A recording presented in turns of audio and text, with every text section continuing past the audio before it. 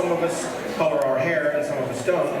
But back in my day, I would watch the Dean Martin show, and I realize now in later years that he was drinking on camera, smoking a cigarette, right, holding a drink, holding a cigarette, doing a show that he never rehearsed, kind of like this.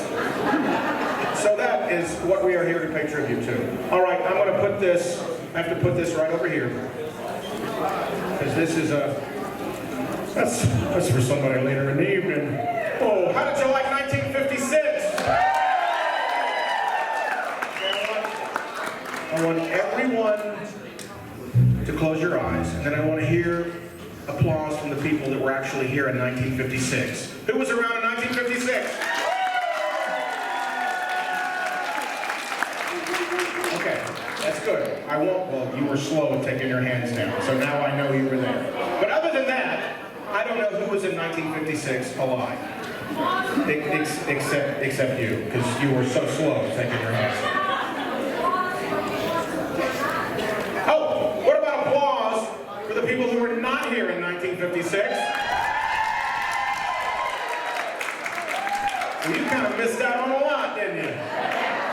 I don't know if you know this or not, but there was a guy named Elvis Presley that was kind of kicking it a little bit back in 1956, and I want to say thank you to all the people that were here in 56, because you are the bedrock that all of this is founded on. If not for you, we don't have Elvis. You guys were doing what you could do walking around at high school or grade school going, you got to get into Elvis Presley. You were all ambassadors for Elvis in 1956. We thank you for that. And let me tell you something really quickly.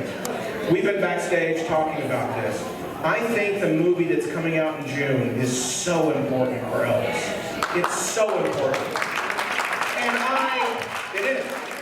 Baz Luhrmann, amazing director. I urge you to go back and watch some of his films like Moulin Rouge and Romeo and Juliet with Leonardo DiCaprio and The Great Gatsby with Leonardo DiCaprio. I urge you to go back and watch his movies. He's a very stylistic director. He makes a lot of weird and kind of creative choices. I urge you to watch Rocket Man for what that movie did for Elton John. I urge you to watch Walk the Line for what that movie did for Johnny Cash. The movie Ray with Jamie Foxx for Ray Charles. The movie Bohemian Rhapsody for Quinn.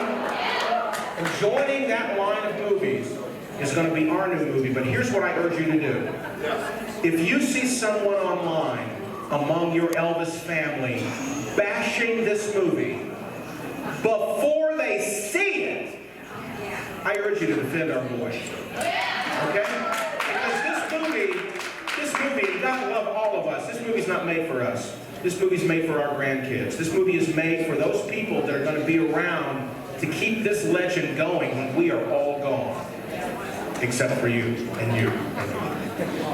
This is what's so important about that movie.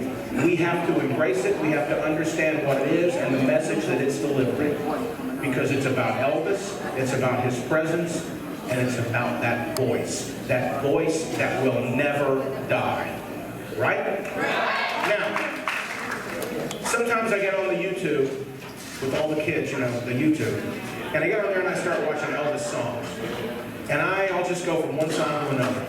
And I go to that TV special from 1977. And there was excerpts of those songs from that CBS TV special in '77 that George Klein narrated in one of the documentaries.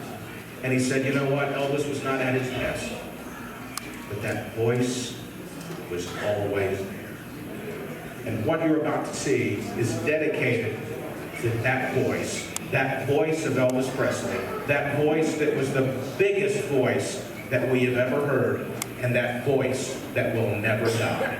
All right?